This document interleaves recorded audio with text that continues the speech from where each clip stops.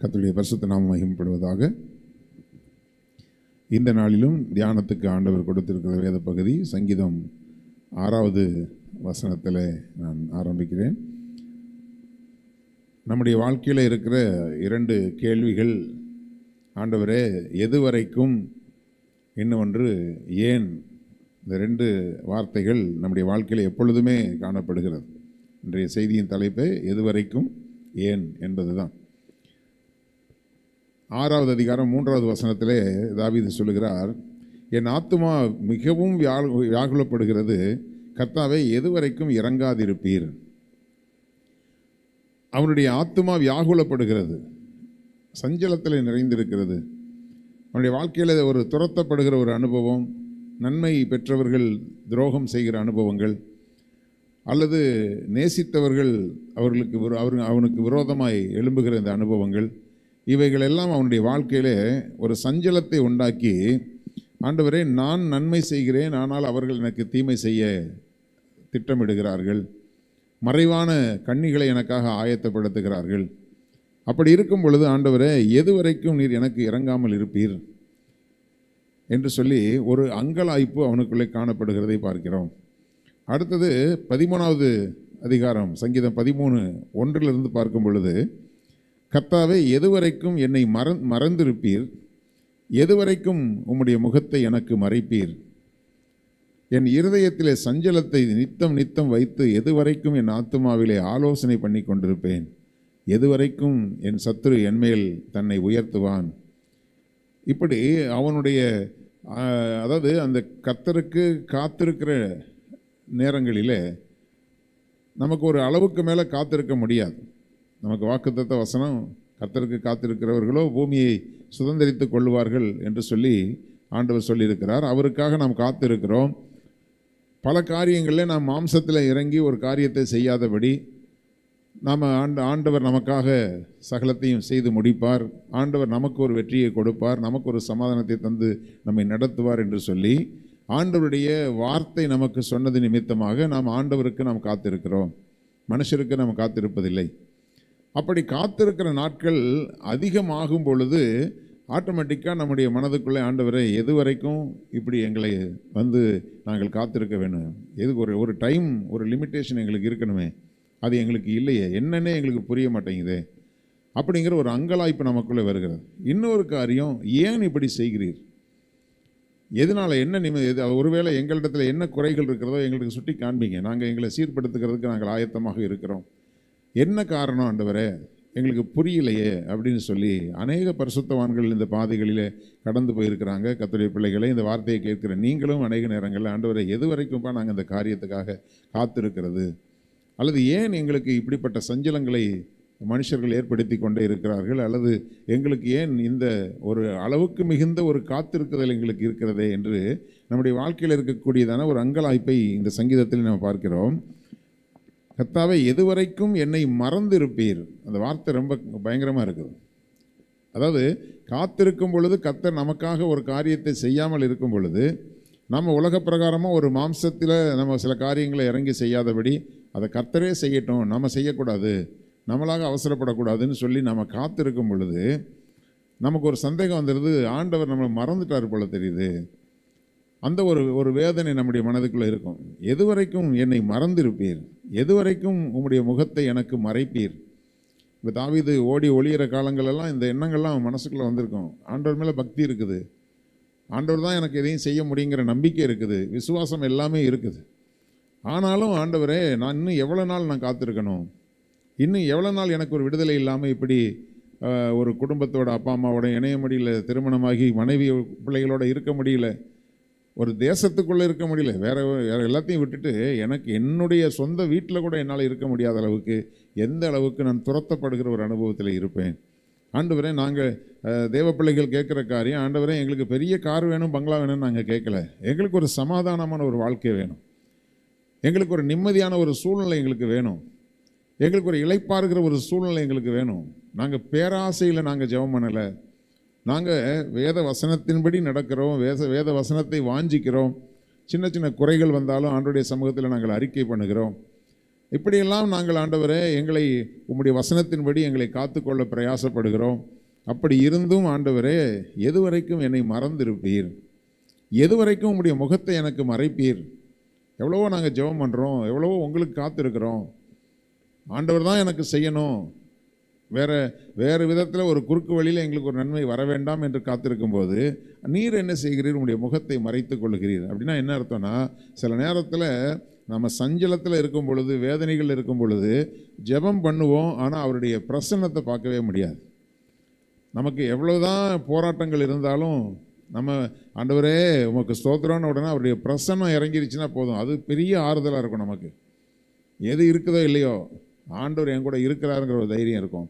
ஆனால் சில நேரங்களில் சஞ்சலத்தினுடைய மிகுதியினால் என்ன உண்டாகிறதுனா, தேவனுடைய பிரசன்னத்தையே பார்க்க முடியாத ஒரு சூழ்நிலையில் வரும் பொழுது ஆண்டவர் என்னை மறந்து விட்டார் போல இருக்கிறது, அவருடைய முகத்தை எனக்கு மறைத்து விட்டாரே என்று சொல்லி அடுத்த வசனம் சொல்கிறான், என் இருதயத்திலே சஞ்சலத்தை நித்தம் நித்தம் வைத்து எதுவரைக்கும் என் ஆத்துமாவிலே ஆலோசனை பண்ணி கொண்டிருப்பேன். அப்போது ஒரு காரியத்துக்கு நம்ம காத்திருந்து நமக்கு ஒரு சலிப்பு உண்டாகும் பொழுது இருதயத்தில் சஞ்சலத்தை அதை மட்டும் தான் வைக்க முடியும். நம்ம எப்போவுமே கஷ்டத்தில் இருக்கிறவங்கள பார்த்து கவலைப்படாதீங்க, கர்த்தர் ஆசீர்வதிப்பார், கலங்காதீங்க அப்படின்னு நம்ம வார்த்தைகளில் சொல்லுவோம். நான் சில நேரங்களில் சில குடும்பங்களில் சில இழப்புகள் உண்டாகும்போது நான் சொல்லும்போது நான் இந்த வார்த்தையை சொல்லுவேன், இது வார்த்தையினால் உங்களை ஆறுதல் படுத்த முடியாத ஒரு காரியம். பரிசுத்த ஆவியானவர் இறங்கினா மட்டும்தான் உங்களுக்கு ஒரு ஆசீர்வாதம், ஒரு ஒரு ஒரு இளைப்பாறுதல், ஒரு சமாதானம், ஒரு ஆறுதல் உண்டாகும் என்று நான் சொல்லுகிறது உண்டு.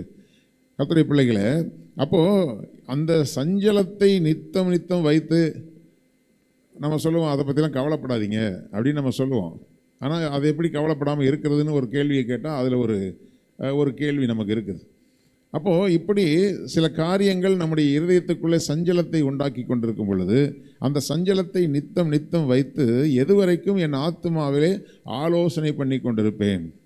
அப்போ சஞ்சலங்கள் நம்மை நெருக்கும் பொழுது நம்முடைய இருதயத்துக்குள்ளே அது அப்படியே எந்த பிரச்சனைகள், எந்த ஒரு காரியம் நமக்கு வேறு காரியங்கள், நம்முடைய வேலைகள், நம்முடைய கடமைகள், எந்த காரியங்கள் இருந்தாலும் அதை தாண்டி உள்ளுக்குள்ளே, அதாவது ஒரு ஊழியக்காரர் இப்படி சொல்லுவார், எப்போவுமே என்னுடைய இருதயத்திற்குள்ளே ஒரு ஈட்டி பாய்ந்தது போல ஒரு அனுபவம் எனக்கு இருக்கிறது என்று சொல்லி. அப்போ ஏதோ ஒரு சில காரியங்கள் உறுத்தி கொண்டே இருக்கிறது. அப்போ அந்த உறுத்தி கொண்டிருக்கிற ஒரு காரியத்துக்கு அளவுக்கு சஞ்சலங்கள் நம்முடைய வாழ்க்கையில் இருக்கும் பொழுது நம்ம அறியாமல் அதையே யோசனை பண்ணிகிட்டே இருப்போம். ஏன் இப்படி நடக்குது, ஏன் இது நமக்கு ஏன் நடக்க மாட்டேங்குது, ஏன் இந்த காரியம் வாய்க்க மாட்டேங்குதுன்னு சொல்லி அதையே ஒருவேளை ஆண்டவர் இப்படி செய்வாரோ, ஆண்டவர் இந்த விதத்தில் செய்வாரோ அப்படின்னு நம்மளாகவே சில நேரத்தில் என்ன செய்கிறோம், ஆலோசனைகளை நம்ம செய்து கொண்டிருக்கிறோம். எதுவரைக்கும் சத்துரு என்மேல் தன்னை உயர்த்துவான். சில நபர்களால் பாதிக்கப்பட்டிருக்கிறவங்களுக்கு எப்படி பார்த்தாலும் அவங்க அதாவது அநியாயமாக நம்மை பாதிக்கிறவர்கள் அவங்க வாழ்ந்து சுகித்திருக்கிறது போல் நமக்கு இருக்கும். அப்போது எதுவரைக்கும் தன்னை அவங்க உயர்த்தி கொண்டே போவாங்க, நாங்கள் எவ்வளோ தூரம் நாங்கள் தாழ்ந்து போகிறது. இந்த வேதனைகள் எல்லாம் நம்முடைய இருதயத்தை மூடிக்கொண்டிருக்கும் பொழுது அது நித்தம் நம்ம என்ன செய்கிறோம், நம்முடைய இருதயத்தில் சஞ்சலத்தை வைத்து வைத்து நம்ம அதை யோசித்து கொண்டிருக்கிறோம். அடுத்தது 3வது வசனத்தில், என் தேவனாகிய கர்த்தாவே நீர் நோக்கி பார்த்து எனக்கு செவி கொடுத்தருளும், நான் மரண நித்திரை அடையாதபடிக்கு என் கண்களை தெளிவாக்கும். இங்கே சொல்கிற காரியம் என்னென்னா, கண்கள் தெளிவாக்கணும்னா இப்போ கண்ணே மங்கி போன மாதிரி ஆகிப்போச்சு. இப்போது நம்ம சில நேரத்தில் சரி இந்த காரியமாக தான் இருக்கும், இப்படி தான் இருக்கும், அல்லது இதுதான் நமக்கு வரப்போகிற நன்மை என்று சில நேரத்தில் நம்ம யோசித்து பார்த்து அதில் நம்ம யோசிக்கிறோம், ஆனால் நம்ம பார்த்தது தவறான ஒரு காரியமாக இருக்கும். இந்த விதத்தில் நமக்கு ஒரு நன்மை வரும் என்று நம்ம யோசித்து பார்க்கும்போது அந்த பார்வையும் தவறாக இருக்கும். இப்படி ஒவ்வொரு காரியத்தையும் நோக்கி பார்த்து பார்த்து ஒருவேளை நமக்கு பார்வையே போச்சு போல இருக்குது, நம்முடைய கண்கள்லேயே ஒரு தெளிவு இல்லை போல இருக்குது, நமக்கு ஒரு மரண நித்திரை நம்முடைய கண்களில் வந்துருச்சு போல தெரியுது. அப்படியானா நம்ம எதை பார்க்குறதும் எந்த ஒரு காரியமே நமக்கு வாய்க்க மாட்டேங்குது அப்படின்னு பார்த்து ஒரு சஞ்சலம் அவனுக்குள்ளே வந்து அவன் சொல்லுகிற ஒரு காரியம், கர்த்தாவே நீர் நோக்கி பார்த்து எனக்கு செவி கொடுத்தருளும். ஏன்னா எங்களுடைய ஜெபத்தை நீர் கேட்கறது போறவே இல்லை. அதனால் இப்போது நம்ம தேவ பிள்ளைகளுக்கு தெரியும், தேவ திட்டத்தை விட்டு நம்மளால் விலக முடியாது. அப்போ தேவனுக்காக நம்ம காத்திருக்க வேண்டிய அவசியம் இருக்கிறது. அப்படி தேவனுக்காக காத்திருக்கும் பொழுது ஆண்டவர் நம்முடைய ஜெபத்துக்கு செவி கொடுக்கிறாருங்கிறது தான் நமக்கு ஒரு பெரிய தைரியமாக இருக்கும். ஆனால் அவர் செவி கொடுக்காதது போல சில நேரங்கள் இருக்கிறார். அப்போ செவி கொடுக்காதது போல இருக்குன்னா அந்த அந்த அந்த காரியங்கள் வருகிறதற்கு தாமதமாகும் பொழுது ஆண்டவர் நம்முடைய ஜெபத்தை கேட்கலன்னு நம்ம ஒரு தீர்மானத்துக்கு வந்துடுறோம். அப்படி தீர்மானத்துக்கு வரும்போது நான் மரண நித்திரைக்கு போயிடுவேன், அவ்வளோதான், இதுக்கு பிறகு எங்கே என்ன வாழ்க்கை இருக்குது அப்படிங்கிற ஒரு நிலைமைக்கு நான் போகாதபடி என் கண்களையாவது நீங்கள் தெளிவாக்குங்க. ஏன்னா சில சஞ்சலங்கள் மொத்தமாக வரும் பொழுது நாம் விசுவாசிக்க முடியாதபடிக்கு ஒரு தொலைநோக்கு பார்வை இல்லை, கர்த்தர் எனக்காக செய்வார், எனக்கு ஒரு நன்மையை வைத்திருக்கிறார் என்று நான் அப்படி நோக்கி பார்க்க முடியாதபடி என்னுடைய கண்கள் கூட மங்கி போன ஒரு சூழ்நிலை ஆகி போச்சு. ஆண்டவரே, நீங்கள் செவி கொடுத்து அட்லீஸ்ட் என்னுடைய கண்களையாவது தெளிவாக்குங்க. நான் ஒரு தூரத்தில் இருக்கக்கூடிய நன்மையை தரிசிக்கக்கூடிய அளவுக்காவது எனக்கு ஒரு விசுவாச கண்களை எனக்கு திறங்கப்பா அப்படின்னு தேவ ஜனங்கள், தேவ பரிசுத்தவான்கள் அவருடைய சஞ்சலங்கள் இதில் வெளிப்படுகிறதை பார்க்கிறோம். அவனை மேற்கொண்டேன் என்று என் பகைஞன் சொல்லாதபடிக்கு நான் தள்ளாடுகிறதுனால் என் சத்துருக்கள் கலிகூறாதபடிக்கும் இப்படி செய்தார்களும். அப்படின்னா என்ன அர்த்தம் அப்படின்னா, சில நேரங்களில் நம்முடைய சில ஆசீர்வாத குறைவுகளாக இருக்கலாம், அல்லது நமக்கு நடக்கிற சில சம்பவங்கள் நிமித்தமாய் நம்மை பரிகாசம் பண்ணுகிற சத்துருக்கள் இருப்பாங்க. நம்ம எப்படியாவது அதாவது தேவ ஜனங்கள் எந்த விதத்தில் அவங்க ஒன்றும் இல்லாமல் போவாங்கங்கிறத நிறைய பேர் எதிர்பார்த்துட்டு இருக்கிறாங்க. அப்போது அவன் சொல்கிற காரியம், என் பகைஞன் என்னை மேற்கொண்டேன் என்று சொல்லாதபடிக்கு. நான் ஜெயிச்சிட்டேயா, அந்த ஆள் சும்மா சர்ச்சுன்னு போவான், சும்மா ஜெபம்னு சொல்லுவாங்க, பெரிய தேவ பக்தி, பெருசாக ஊழியெல்லாம் செய்வாங்க, அவங்கள நான் ஜெயிச்சிட்டேன் பாருன்னு அவங்க சொல்லாதபடிக்கு நான் தள்ளாடுகிறதுனால் என் சத்துருக்கள் கலிகூறாதபடிக்கும் செய்திருந்தோம். அப்படின்னா சில நேரத்தில் நம்ம தடுமாறினா அவங்களுக்கு ஒரு சந்தோஷம், நம்ம வாழ்க்கையில் சில கஷ்டங்கள் வந்தால் அவங்களுக்கு ஒரு பெரிய சந்தோஷம். நம்முடைய கஷ்டங்களை சொல்லி பரிகாசம் பண்ணுகிற ஒரு கூட்டங்கள் இருக்கும். இப்படிப்பட்ட சம்பவங்கள்லாம் இருக்கிறது ஆண்டவரே என்று சொல்லி ஒரு சஞ்சலம் நம்முடைய வாழ்க்கையில் வந்திருக்கலாம். சங்கீதம் 10:1 சொல்கிறாரு, கர்த்தாவே ஏன் தூரத்தில் நிற்கிறீர், ஆபத்து நேரிடுகிற சமயங்களில் நீர் ஏன் மறைந்திருக்கிறீர். இதெல்லாம் நம்முடைய மனசில் சில நேரங்களில் வரக்கூடிய கேள்வி. ஆண்டவரே, எதுக்கு தூரமாக நிற்கிறீங்க, எங்களுக்கு என்ன நடக்குதோ இல்லையோ அட்லீஸ்ட் நீங்கள் என் கூட இருக்கிறீங்கிற தைரியமாவது எங்களுக்கு இருக்கணும், ஆனால் நீர் எங்கே இருக்கிறீர்கள். யோபு சொல்கிற காரியம், நான் முன்னாடி தேடி பார்த்தேன், முன்னாடியும் காணும், பின்னாடி தேடி பார்த்தேன் காணும், வலது புறத்துலையும் இல்லை இடது புறத்துலையும் இல்லை, எங்கே பார்த்தாலும் நீர் எனக்கு இல்லையே, அப்போ நான் என்ன பண்ணுறது. அதாவது எனக்கு நீங்கள் ஒன்றுமே செய்யலைனாலும் அட்லீஸ்ட் என் கூட நீங்கள் இருக்கிறீங்கிற தைரியமாவது எனக்கு இருக்கணும்.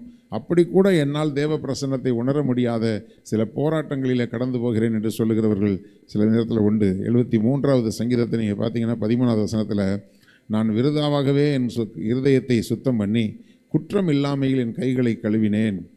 அப்போது என்ன சொல்கிறேன்னா, விருதாவாகவே என் இருதயத்தை சுத்தம் பண்ணேன். ஒரு அங்கலாய்ப்பு வரும்போது, ஆண்டவரே சின்ன சின்ன தப்பு வந்தால் கூட ஆண்டவரே என்னை மன்னிங்க, உங்கள் ரத்தத்தினால் என்னை கழுவுங்க அப்படின்னு சொல்லி நான் என்னை சுத்தமாய் காத்து கொண்டது விருதாவாக நான் அப்படி செஞ்சிட்டேனா. என்னுடைய வாழ்க்கையில் நான் சின்ன சின்ன தவறுகளுக்கு கூட ஒரு கான்சியஸாக இருந்து, ஆண்டவரே நான் இதை செஞ்சிடக்கூடாதே, இதை பண்ணிடக்கூடாதே, இங்கே இப்படி போயிடக்கூடாதேன்னு சொல்லி என்னை நான் காத்து கொண்டது விருதாவாய் போனதோ, என் இருதயத்தை விருதாவாகவே நான் சுத்தம் பண்ணி குற்றம் இல்லாமையில் என் கைகளை கழுவினேன். அப்போது அதாவது என்னுடைய கைகளில் கரை இருக்குதுன்னு நினச்சிட்டு நானே ஒரு சின்ன சின்ன காரியங்கள் என்னுடைய கண்ணுக்கு தெரிஞ்சால் கூட அதை நான் கழுவினேன், ஆனால் குற்றம் இல்லை, யோசித்து பார்த்தாலும் குற்றம் இல்லை. ஆனாலும் ஒவ்வொரு நாளும் ஆண்டவரே உங்கள் ரத்தத்தினால கழுவுங்கன்னு சொல்லி எங்களை சுத்திகரித்து கொண்டது குற்றமே இல்லாமல் அப்படி நான் செஞ்சிட்டேனா அப்படியெல்லாம் சொல்லிட்டு 73:23 சொல்கிறாரு, ஆனாலும் நான் எப்போதும் உம்மோடு இருக்கிறேன். அங்கே தான் ஒரு பெரிய உண்மையான தேவ பக்தி உள்ளவர்கள் இத்தனை காரியங்கள், எத்தனை விசுவாசத்தில் எத்தனை வருஷம் ஊழியம் செய்கிறவங்களாக இருந்தாலும் இப்படிப்பட்ட சம்பவங்கள் வரும்போது ஒரு அங்கலாய்ப்புகள் மனதில் இருக்கத்தான் செய்யும். அப்படி இருக்கும் பொழுது, ஆனால் இதெல்லாம் சொல்லி முடிச்சுட்டு அவர் சொல்கிறாரு, ஆனாலும் நான் எப்போதும் உம்மோடு இருக்கிறேன், என் வலது கையை பிடித்து தாங்குகிறீர். அது அந்த ஒரு விசுவாசம் தான் இன்னைக்கு வரைக்கும் நம்மை நடத்தி கொண்டிருக்கிற ஒரு பெரிய காரியம். கர்த்தருடைய பிள்ளைகளை 24 சொல்கிறார், உம்முடைய ஆலோசனையின்படி நீர் என்னை நடத்தி முடிவில் என்னை மகிமையில் ஏற்றுக்கொள்வீர். ஆண்டவரே, இவ்வளோ சம்பவங்கள் எல்லாமே நான் இருந்தாலும், ஆனால் நீர் என்னுடைய கையை பிடித்து நீர் தாங்கி கொண்டிருக்கிறீர் உம்முடைய ஆலோசனையின்படி. ஏன்னா என்னுடைய ஆலோசனை நான் யோசித்து பார்த்தா நடக்கிறது எல்லாமே வேறு மாதிரி இருக்குது. ஆனால் நீர் உம்முடைய ஆலோசனையின்படி எனக்கு ஒவ்வொரு காலகட்டத்திலையும் அநேக காரியங்களை கற்றுக் கொடுத்து, நான் காத்திருக்கிற நேரங்களிலே ஆண்டவரே எனக்கு சில காரியங்களை கற்றுக் கொடுத்து, நாங்கள் நேசித்தவர்கள் எங்களுக்கு துரோகம் செய்யும் பொழுது அந்த காரியங்களிலே பல காரியங்கள் எங்களுக்கு கற்றுக் கொடுத்து, ஆண்டவரே உண்மையான உம்முடைய அன்பு என்னங்கிறத நாங்கள் அறிந்து கொள்ளும்படிக்கு, உம்முடைய சத்தியத்தின் பாதை இன்னதென்று நாங்கள் புரிந்து கொள்ளும்படிக்கு எங்களை எங்கள் ஆலோசனையின்படி இல்லை, உம்முடைய ஆலோசனையின்படி என்னை நடத்தி அதனுடைய முடிவு மகிமையாக இருக்குங்கிறதுல மட்டும் நாங்கள் தீர்மானமாக இருக்கிறோம் ஆண்டவரே. அதனால தான் நாங்கள் காத்திருக்கிறோம். நிச்சயமாக ஆண்டவர் எங்களை கைவிட போகிறதும் இல்லை, நாங்கள் நிச்சயமாக வெட்கப்பட்டு போக போகிறதில்லை, நாங்கள் தாழ்ந்து போக போகிறதில்லை. கர்த்தர் எங்களை உயர்த்த அவர் போதுமானவராக இருக்கிறார். ஒரு குறிப்பிட்ட காலகட்டம் வரும் பொழுது ஆண்டவரே அப்பொழுது அந்த மகிமையை நாங்கள் பார்க்கக்கூடிய அளவுக்கு எங்களுக்கு ஒரு உயர்வை வைத்திருக்கிறீர் என்று பக்தனுடைய மனதில் அநேக நெகட்டிவான சில சிந்தனைகள் வந்தாலும், ஆனாலும் நீர் எப்போதும் நான் உம்மோடு இருக்கிறேன் என்று அவன் சொல்லிட்டு அந்த 73:28 சொல்கிறாரு, எனக்கோ தேவனை அண்டிக் கொண்டிருப்பதே நலம்.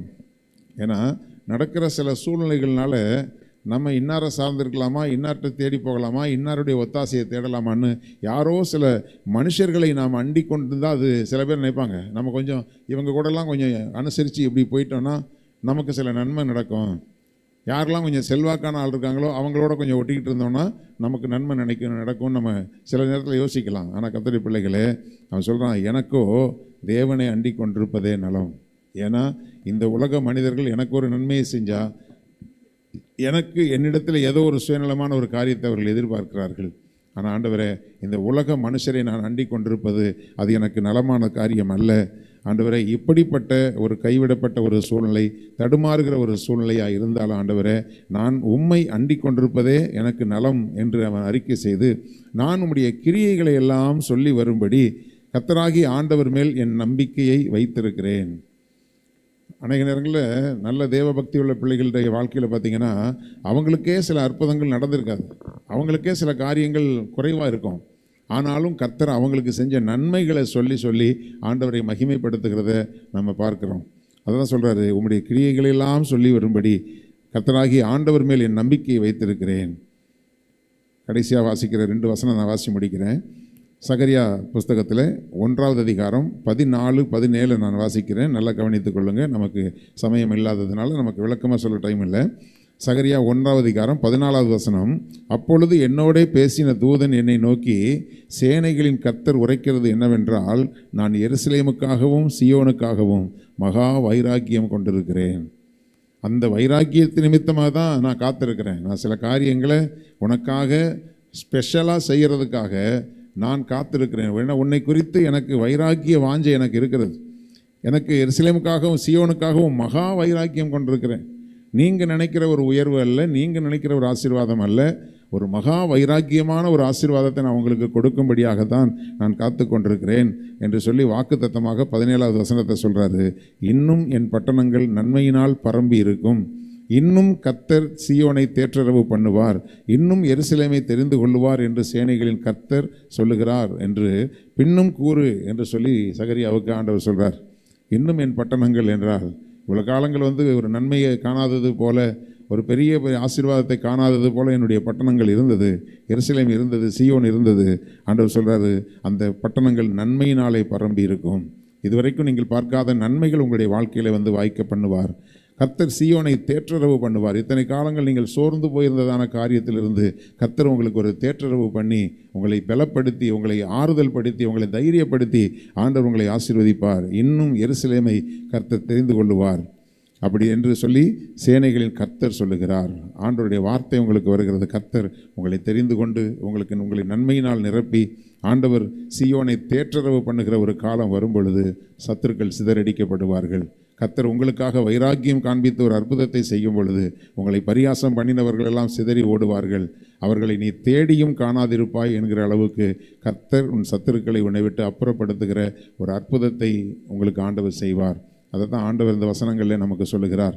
இதுவரைக்கும் கர்த்தாவே, ஏன் கர்த்தாவே நீங்கள் கேட்டவர்களுக்கு கர்த்தர் சொல்லுகிறார், அவருடைய ஆலோசனையின்படி உங்களை நடத்தி அவருடைய மகிமையை கர்த்தர் காண்பிப்பார். உங்களுக்கு அந்த மகிமையை காண்கிற காலம் அதி சீக்கிரத்தில் உங்களுக்காக இருக்கிறது. உங்களுடைய விசுவாசத்தை விட்டு வழுவி போகாதிருங்கள். கர்த்தர் மேல் நீங்கள் வைராக்கிய வாஞ்சியாக இருங்கள். ஏனென்றால் கர்த்தர் உங்கள் மேல் வைராக்கியமாக இருக்கிறார். கண்களை மூடி நாம் ஜெபிக்கலாம். ஹல்லேலூயா, ஹல்லேலூயா, ஹல்லேலூயா. தேவாதி தேவனே, உமக்கு ஸ்தோத்திரம் அப்பா. ஹல்லேலூயா, ஹல்லேலூயா, ஹல்லேலூயா. எல்லாரும் வாய்களை திறந்து ஸ்தோத்திரம் பண்ணுவோம். ஒரு 2 நிமிஷம் ஆண்டவரை மகிமைப்படுத்துவோம். ஆண்டவரே, எதுவரைக்கும் கர்த்தாவே, ஏன் கர்த்தாவே என்கிற கேள்வி எங்களுடைய இருதயத்தில் ஆண்டவரே பாரமாய் அழுத்தி கொண்டு, ஹல்லேலூயா, ஹல்லேலூயா, ஸ்தோத்திரம், ஸ்தோத்திரம். அவனை மேற்கொண்டேன் என்று என் பகைஞன் சொல்லாதபடிக்கு, நான் தள்ளாடுகிறதினால் என் சத்துருக்கள் கலிகூறாதபடிக்கும் இப்படி செய்தருளும். ஹல்லேலூயா, ஹல்லேலூயா. ஏன் தூரத்தில் நிற்கிறீர்? ஆபத்து நேரிடுகிற சமயங்களில் ஏன் மறைந்திருக்கிறீர் என்று அங்கலாய்ப்போடு சங்கீதக்காரன் சொன்னது போல அநேக நேரங்களில் நீங்கள் சொல்லியிருக்கலாம். கர்த்தருடைய பிள்ளைகளே, அவர் உங்களை மறந்து விடுகிறதற்கு அவர் அநியாயம் உள்ள தேவன் அல்ல. ஹல்லேலூயா, ஹல்லேலூயா, ஹல்லேலூயா. அவர் எருசலேமுக்காகவும் சீயோனுக்காகவும் அவர் வைராக்கியம் உள்ள தேவனாக இருக்கிறார். உங்களை ஆசீர்வதிப்பது தான் ஆண்டவருடைய நோக்கம். ஹல்லேலூயா. அவருடைய மகிமையில் அவர் வெளிப்படும் பொழுது, ஹல்லேலூயா, எப்படி இயேசு கிறிஸ்துவை சிலுவையில் அறைந்து அடக்கம் பண்ணியாச்சு, முடிஞ்சு போச்சு. இனி இயேசுங்கிற பேரை பற்றி நம்ம இங்கே யாரும் சொல்ல முடியாது. ஏனென்றால் நாம் கல்லறைக்குள்ளே வைத்து அடக்கி அந்த கல்லறைக்கு நம்ம சீல் வச்சாச்சு. இனி இந்த பேரே யாரும் வாயை திறந்து சொல்ல மாட்டாங்க அப்படின்னு யோசிக்கும் பொழுது, ஹல்லேலூயா, சீஷர்கள் 3 நாட்கள் காத்திருக்க வேண்டியதாக இருந்தது. அந்த 3வது நாளிலே கல்லறை திறந்து அடைக்கப்பட்ட இயேசு கிறிஸ்து மகிமையின் சரீரத்தோடு கூட எழுந்திருக்கும் பொழுது, ஹல்லேலூயா, அந்த கல்லறையை காவல் காத்தவர்கள் எல்லாம் சுய நினைவில்லாமல் கீழே விழக்கூடிய அளவுக்கு கர்த்தர் எழுந்தருளினார். ஹல்லேலூயா. அதற்கு முன்பாக இயேசு நாமம் கேள்விப்பட்டதை விட, ஹல்லேலூயா, ஸ்தோத்திரம், எங்கே பார்த்தாலும் இயேசுவின் நாமம் அறிவிக்கப்படக்கூடிய அளவுக்கு, எங்கே பார்த்தாலும் இயேசுவினுடைய அற்புதங்களை பார்க்கும்படியாக, எங்கு பார்த்தாலும் ஒரு எழுப்புதல் உண்டாகும்படியாக, ஹல்லேலூயா, எருசலேம் பட்டணத்திலே ஒரு பெரிய அசைவை இயேசு என்கிற அந்த நாமம் உண்டாக்கினது போல கர்த்தருடைய பிள்ளைகளே, ஹல்லேலூயா, சில நேரங்களிலே உங்களுடைய நன்மைகள், ஹல்லேலூயா, கல்லறையில் அடைபட்டது போல இருக்கலாம். ஹல்லேலூயா, ஹல்லேலூயா, கர்த்தருடைய உயிர்த்தெழுதலின் வேலை வரும் பொழுது, ஹல்லேலூயா, அந்த கல்லறைகள் வெடித்து சிதறும். ஹல்லேலூயா, அப்பொழுது கர்த்தருடைய மகிமை வெளிப்பட்டு கர்த்தர் உங்களுக்காக வைத்திருந்ததான அந்த வைராக்கியமான நன்மைகள் உங்களுடைய வாழ்க்கையிலே வருகிறதை நீங்கள் நிச்சயமாகவே நீங்கள் பார்த்து கர்த்தரை மகிமைப்படுத்துவீர்கள். ஹல்லேலூயா. கர்த்தாவே, உமக்கு நன்றி செலுத்துகிறோம். நீர் தந்ததான ஆண்டவரே உம்முடைய நன்மையான வார்த்தைகளுக்காக உமக்கு ஸ்தோத்திரம். இந்த வார்த்தைகள் உம்முடைய பிள்ளைகளுடைய வாழ்க்கையிலே ஆம் என்றும் ஆமேன் என்றும் நிறைவேறப் போகிறதற்காக உமக்கு ஸ்தோத்திரம் தகப்பனே. ஹல்லேலூயா, ஹல்லேலூயா, ஹல்லேலூயா. ஆண்டவரே, இந்த நாட்களிலே தேவ ஜனங்கள் எந்த விதத்திலும் சோர்ந்து போகாதபடி, தளர்ந்து போகாதபடிக்கு உம்முடைய பிரசன்னத்தினால் உம்முடைய பிள்ளைகளை நிரப்பி, கர்த்தாவே உமக்கு ஸ்தோத்திரம், ஸ்தோத்திரம். எனக்கோ தேவனை அண்டிக் கொண்டிருப்பதே நலம் என்று சொல்லி உம்முடைய பிள்ளைகளை தேவனாகிய கர்த்தர் உம்முடைய பிரசன்னத்தினால் நிரப்பி பாதுகாத்து கொள்ளும்படி ஒப்பு கொடுத்து செபிக்கிறோம். ஹல்லேலூயா. இந்த நாள் முழுவதிலும் உம்முடைய பிள்ளைகளுக்கு தேவையான இரக்கத்தையும் கிருபைகளையும் ஆசீர்வாதங்களையும் பாதுகாப்பையும் பராமரிப்பையும் தந்து தேவன் வழி நடத்துவீராக. எல்லா துதியும் கனமும் மகிமையும் உமக்கே செலுத்துகிறோம். இயேசு கிறிஸ்துவின் இன்ப நாமத்தில் ஜெபிக்கிறோம் ஜீவனுள்ள எங்கள் நல்ல பிதாவே, ஆமென். எல்லாரும் சேர்ந்து சொல்லுவோம். என் ஆத்துமாவே கர்த்தரை ஸ்தோத்திரி, என் முழுவதுமே அவருடைய பரிசுத்த நாமத்தை ஸ்தோத்திரி. என் ஆத்துமாவே கர்த்தரை ஸ்தோத்திரி, கர்த்தர் செய்த சகல உபகாரங்களையும் மறவாதே. ஆமென், ஆமென். ஆண்டவர் உங்களை ஆசீர்வதிப்பார்.